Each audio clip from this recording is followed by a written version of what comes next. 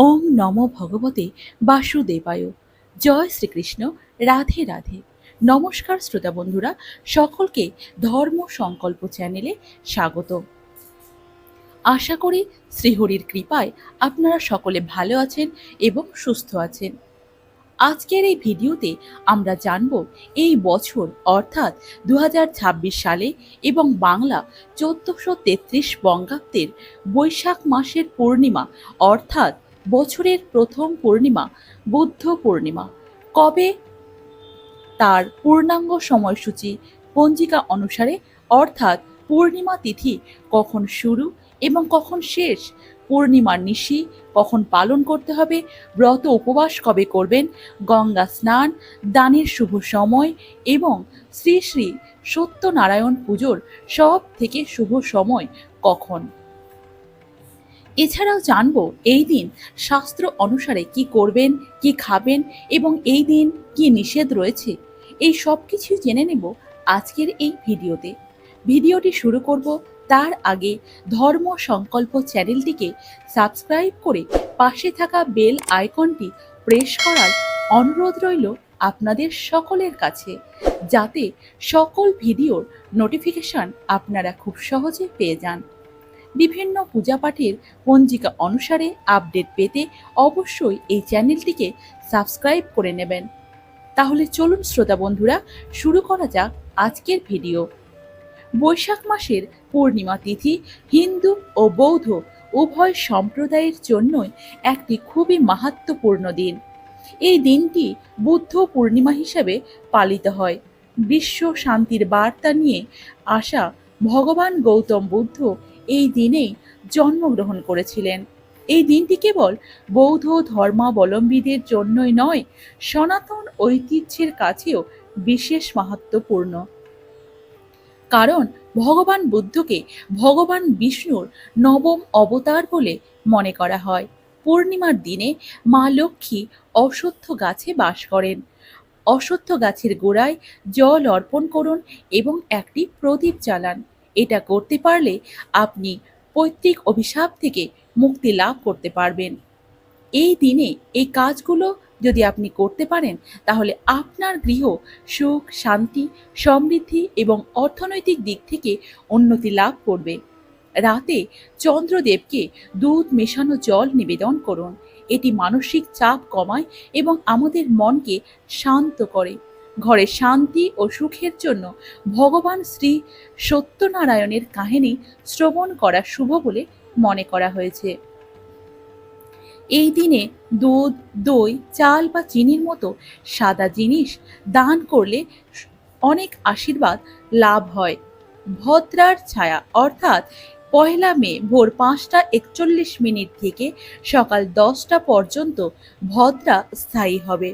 তবে জ্যোতিষশাস্ত্র অনুসারে চন্দ্র তুলা রাশিতে থাকার কারণে এই ভদ্রার পৃথিবীতে কোনো প্রভাব পড়বে না। তাই নির্ভয়ে আপনার পুজো ও শুভ কাজকর্ম সম্পাদন করতে পারেন। হিন্দু বিশ্বাস অনুসারে বৈশাখ পূর্ণিমা হল শুদ্ধিকরণ ও দানের দিন। গঙ্গা ও যমুনার মতো পবিত্র নদীতে স্নান, উপবাস ও দান করলে অপরিসীম আধ্যাত্মিক কল্যাণ লাভ হয়। ভক্তরা সমৃদ্ধি ও শান্তি লাভের জন্য ভগবান বিষ্ণু এবং ভগবান সূর্যদেবের আরাধনা করবেন। বৌদ্ধদের জন্য এই দিনটি ভগবান গৌতম বুদ্ধের জন্ম, বোধিলাভ এবং মহানির্বাণকে স্মরণ করে। বৈশাখ মাসের পূর্ণিমার এই পবিত্র দিনে দান এবং পুজো অবশ্যই করুন।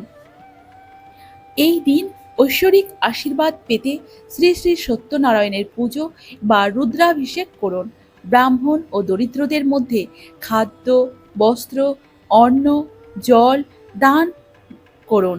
বৈশাখী পূর্ণিমা বা বুদ্ধ পূর্ণিমার দিন দান অত্যন্ত পূর্ণদায়ক বলে বিবেচিত হয়।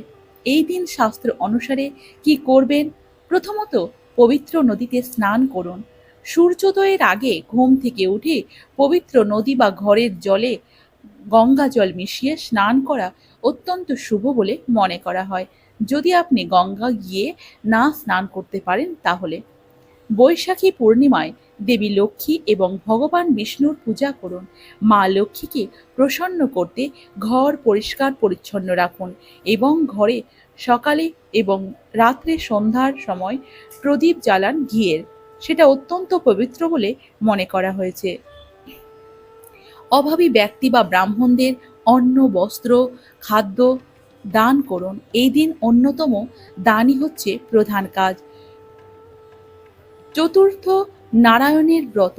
অনেকে এই দিন নারায়ণের ব্রত বা উপবাস পালন করেন। এই দিনে শ্রী শ্রী সত্যনারায়ণের ব্রত উপবাস পালন করা অত্যন্ত পূর্ণদায়ক ফল দেয়। চন্দ্রদেবের পুজো, রাতে চন্দ্রোদয়ের পর চন্দ্রদেবকে অর্ঘ্য দেওয়া অত্যন্ত শুভ বলে মনে করা হয়। তুলসীর সেবা করুন। বৈশাখ মাসে নিয়মিত তুলসী গাছে জল দেওয়া এবং সন্ধ্যায় প্রদীপ দেখানো অত্যন্ত শুভ বলে মনে করা হয়েছে।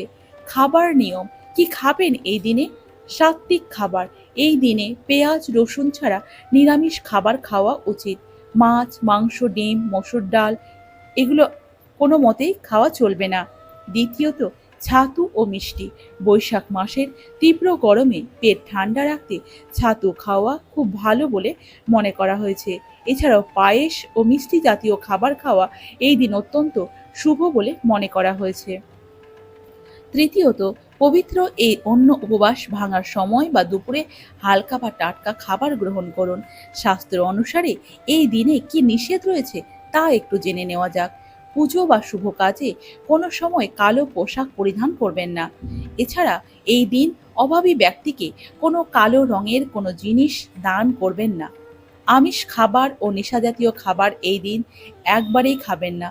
ভুল করেও এই দিনে কোনো প্রকারের আমিষ খাদ্যদ্রব্য যেমন পেঁয়াজ, রসুন, মাছ, মাংস, ডিম, মসুর ডাল, মাশরুম এগুলো কোনো মতেই খাওয়া চলবে না এবং যে কোনো ধরনের নেশাজাতীয় দ্রব্য গ্রহণ করা চলবে না। পূর্ণিমার দিনে দিনের বেলায় ঘুমানো ঠিক নয়। এই দিন ঘর বাড়ি নোংরা রাখবেন না, এতে মা লক্ষ্মী রুষ্ট হন বলে মনে করা হয়। তেল মালিশ, এই দিনে স্কন্দ পুরাণ অনুসারে বৈশাখ মাসের এই বিশেষ পূর্ণিমার দিনটিতে শরীর বা চুলের তেল মালিশ করা একেবারেই অনুচিত। এই পবিত্র দিনে অকারণে গাছ কাটা এবং পশু পাখিকে কষ্ট দেওয়া অত্যন্ত অশুভ বলে মনে করা হয়েছে। এবার আমরা জেনে নেব বৈশাখ মাসের পূর্ণিমা অর্থাৎ বুদ্ধ পূর্ণিমার সম্পূর্ণ সময়সূচি। পঞ্জিকা অনুসারে পূর্ণিমা তিথি কখন শুরু, কখন শেষ, পূর্ণিমার নিশি, ব্রত উপবাস, এই দিন গঙ্গা স্নান এবং দানের সব থেকে শুভ সময় কখন। এছাড়া জানব এই বুদ্ধ পূর্ণিমা বা বৈশাখী পূর্ণিমার দিন শ্রী শ্রী সত্যনারায়ণ পুজোর সব থেকে শুভ সময় এবং অমৃত যোগের শুভ সময়। এই বছর শ্রী শ্রী বুদ্ধ পূর্ণিমা বা বৈশাখ মাসের পূর্ণিমা পালিত হবে 1 মে 2026 আর বাংলার 17 বৈশাখ 1433 বঙ্গাব্দ। এটি বৈশাখ মাসের শুক্লপক্ষের পূর্ণিমা তিথি অর্থাৎ বৈশাখী পূর্ণিমা। পূর্ণিমা তিথি আরম্ভ হচ্ছে 30 এপ্রিল 2026 বাংলার 16 বৈশাখ 1433 বৃহস্পতিবার রাত্রি 8:27 বৈশাখী পূর্ণিমার নিশি পালিত হবে এই দিনেই। পূর্ণিমা তিথি সমাপ্ত হবে 1 মে 2026 বাংলার 17 বৈশাখ 1433 বঙ্গাব্দ শুক্রবার রাত্রি 9:38 অর্থাৎ এই দিনই পালিত হবে বৈশাখী পূর্ণিমার ব্রত উপবাস এবং শ্রী শ্রী বুদ্ধ পূর্ণিমা। বুদ্ধ পূর্ণিমা বা বৈশাখী পূর্ণিমার দিন গঙ্গা স্নান এবং দানের সব থেকে শুভ সময় হচ্ছে 1 মে 2026 বাংলার 17 বৈশাখ 1433 বঙ্গাব্দ শুক্রবার সূর্যোদয় থেকে রাত্রি 9:29 মধ্যে। বৈশাখী পূর্ণিমা বিহিত স্নান দানাদি এই দিন শ্রী শ্রী সত্যনারায়ণ পুজোর সব থেকে শুভ সময় হচ্ছে 1 মে 2026 সালে বাংলার 1433 বঙ্গাব্দ 17 বৈশাখ শুক্রবার প্রদোষে সন্ধে 5:59 রাত্রি 7:35 মধ্যে শ্রী শ্রী সত্যনারায়ণ পুজোর শুভ সময়। এই দিন অমৃত যোগের শুভ সময় হলো সকাল 6:48 পর্যন্ত, আবার সকাল 7:40 থেকে সকাল 10:15 পর্যন্ত।